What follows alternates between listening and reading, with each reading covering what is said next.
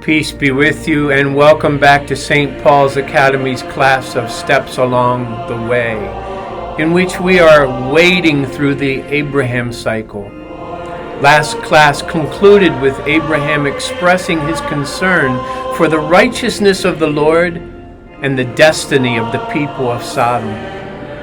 Today, in Genesis chapter 19, we read of that infamous story of Sodom and Gomorrah and the horrific consequences. The story begins much as the Lord's visit to Abraham began, in a respectful but relatively uneventful way. The two angels came to Sodom in the evening. Lot was sitting in the gate of Sodom.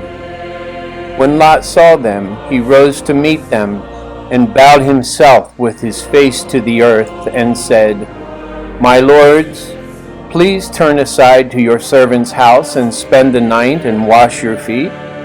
Then you may rise up early and go on your way." They said, "No, we will spend the night in the town square."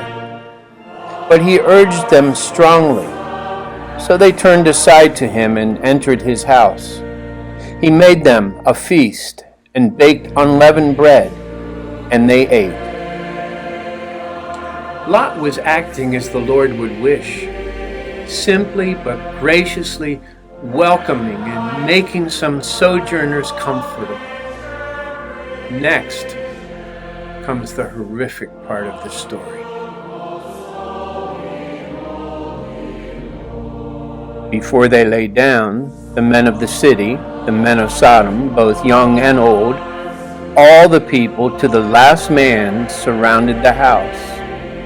They called to Lot, "Where are the men who came to you tonight? Bring them out to us, so that we may have sex with them." Lot went out to the men at the entrance, shut the door after him, and said, "I beg you, my brothers, do not act so wickedly. Behold, I have 2 daughters who have not had sex with any man. Let me bring them out to you, and do to them as you please. Only do nothing to these men, for they have come under the shelter of my roof." But they said, "Stand back." And they said, "This fellow came to sojourn, and he would play the judge. Now we will deal worse with you than with them."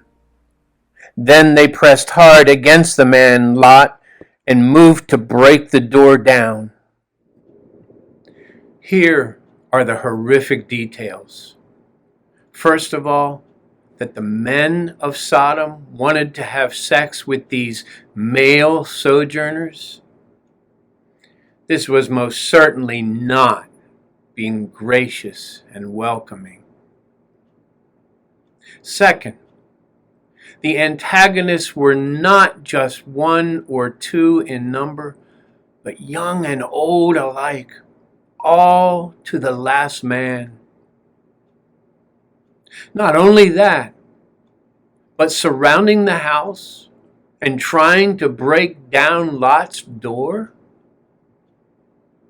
The intent was rape.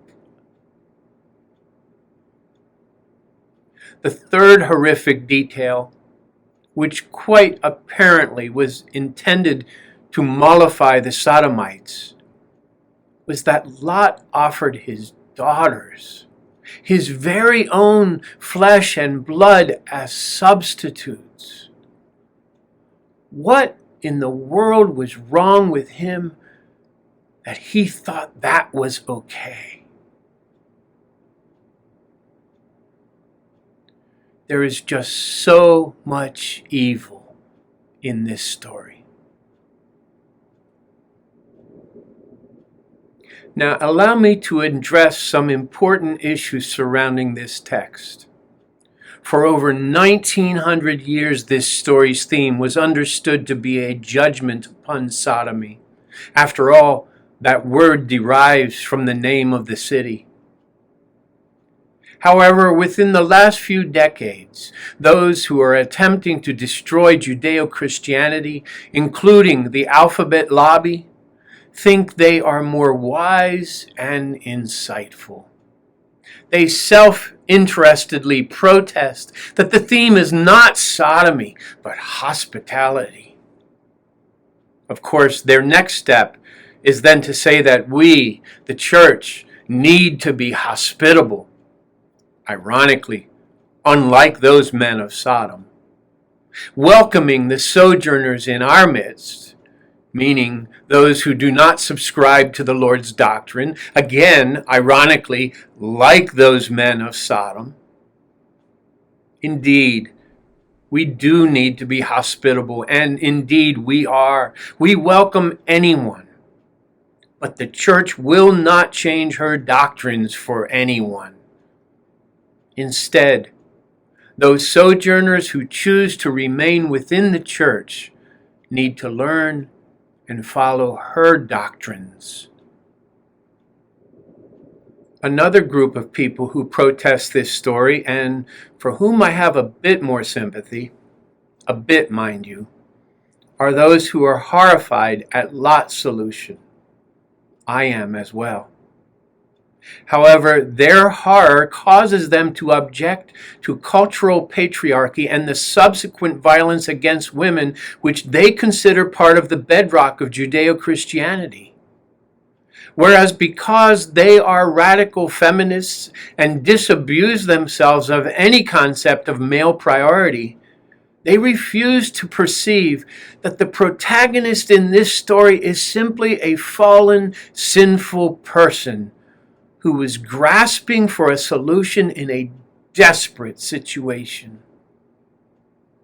The question must also be asked in concert with such accusations: why is there no corresponding critique of Lot's daughters and their actions? We cannot and must not pick and choose verses from Holy Scripture to suit our arguments and concerns, but must always consider the whole.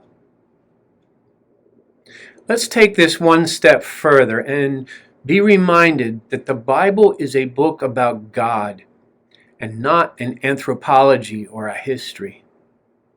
So what is God doing here? We have been informed twice already that a great cry has gone up against these people, so the Lord is investigating. What he discovers is that not only is the cry legitimate, but the sins of the cities would even be perpetrated against himself if the inhabitants had their way. Now, let's continue to learn how the Lord takes matters into his own hands.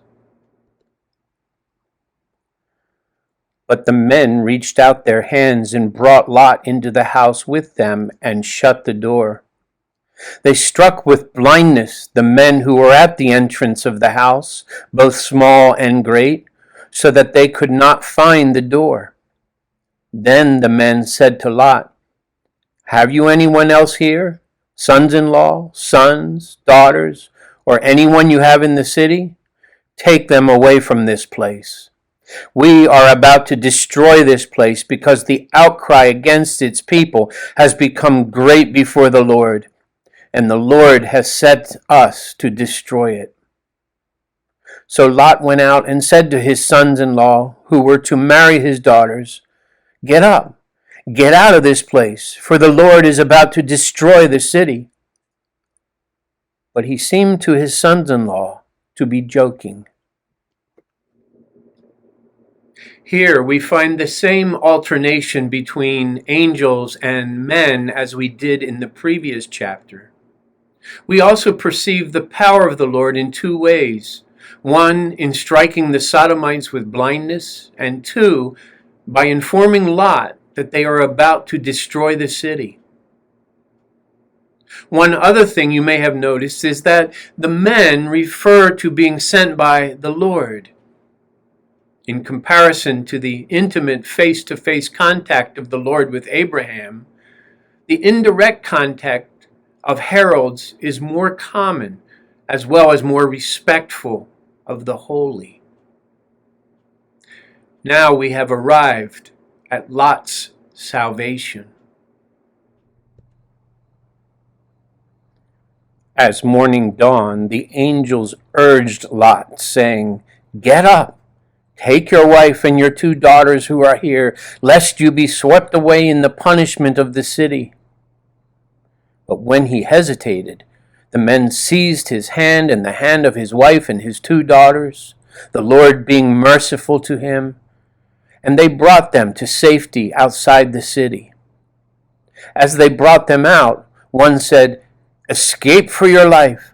Do not look back or stop anywhere in the valley. Escape to the hills, lest you be swept away." Lot said to them, "Oh no, my lords. Behold, your servant has found favor in your sight, and you have shown me great kindness in saving my life.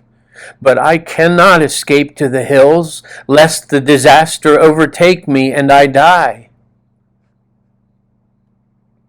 Behold, the city ahead is near enough, and it is a small place. Let me escape there. Is it not a small place? And my life will be saved." He said to him, "Behold, I grant you this favor also. I will not overthrow the city of which you have spoken. Escape there quickly, for I can do nothing till you arrive there." Therefore, the name of the city was called Zoar. The sun had risen on the earth when Lot came to Zoar. Then the Lord rained sulfur and fire on Sodom and Gomorrah out of heaven. He overthrew those cities and all the valley, and all the inhabitants of the cities, and even what grew on the ground. Lot's wife looked back, and she became a pillar of salt. Just a few observations here. First is that Lot references the city to which he wants to go as a small place, and that is actually the translation of the name Zoar. Second, most biblical scholars agree that the presence of sulfur and fire and the city being overthrown is a description of a volcanic eruption and an earthquake. The destruction of the cities of Sodom and Gomorrah was so thorough that no evidence of them has ever been found. Third, Lot's wife, looking back, is a sign that she was full of regret over leaving behind the ways, the sinful life of Sodom. Why, you might ask, did she become a pillar of salt? Consider, if you will, 2 places on this earth: the Dead Sea, so called because it is so salty that nothing can live in it, and the great salt flats of Utah, where again nothing will grow. Lot's wife, become a pillar of salt, is symbolic of her death because she had no life within her, no spiritual life within her. Let us now continue and discern the after effects of the Lord's hand. Abraham went early in the morning to the place where he had stood before the Lord. He looked down towards Sodom and Gomorrah and all the land of the valley.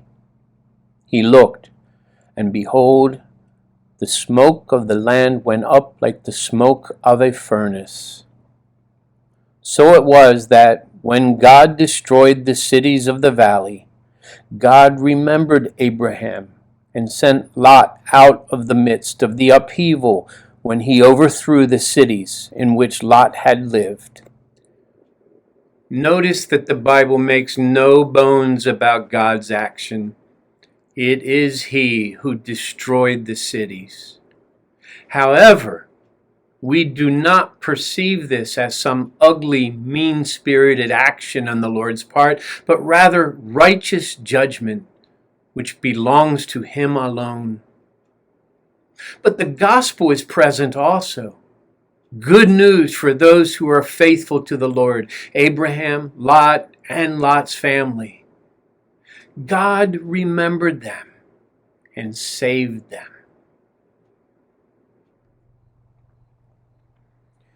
Now Lot went up out of Zoar and lived in the hills with his 2 daughters, for he was afraid to live in Zoar. So he lived in a cave with his 2 daughters. The firstborn said to the younger, "Our father is old, and there is not a man on earth to give us children, as is the manner of all the earth. Come, let us make our father drink wine, and we will lie with him, so that we may preserve our family line by our father." So they made their father drink wine that night. The firstborn went in and lay with her father. He did not know when she lay down or when she arose. The next day the firstborn said to the younger, "Behold, I lay last night with my father. Let us make him drink wine tonight also. Then you go in and lie with him, so that we may preserve our family line by our father." So they made their father drink wine that night also. The younger arose and lay with him, and he did not know when she lay down or when she arose. Thus both the daughters of Lot became pregnant by their father. The firstborn bore a son and called his name Moab. He is the father of the Moabites to this day. The younger also bore a son and called his name Ben-Ami. He is the father of the Ammonites to this day. Well, alrighty then. Incest. Not good. There are those who claim that the ends justify the means. And usually when I hear that, I know that significant self-justification is involved. Lot's daughter's greater sin was that they did not trust that the Lord would provide. Certainly they are not the first to take matters into their own hands, but you can be sure that whenever we do, the results are less than desirable. In this case, their ancestors, the descendants of these incestuous unions, the Moabites and Ammonites, were a pagan people, faithless, hostile to the Israelites and to the Lord our God. Well, there you have it, the story of Sodom and Gomorrah, a story of law and gospel properly inseparable, a story of judgment and salvation for all those willing to hear and humble their hearts before the Lord. We have now come to the conclusion of this chapter and class of steps along the way, and are now drawing to the climax of the Abraham cycle. Please post any questions you may have, because others may have the same questions as you.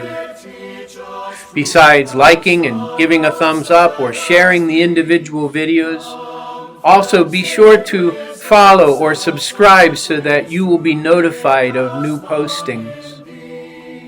Keep praying, keep reading the Bible, and we will see you next time.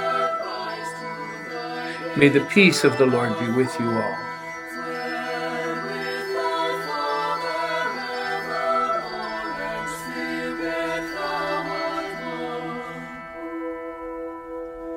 In Adam we have all been one huge rebellious man.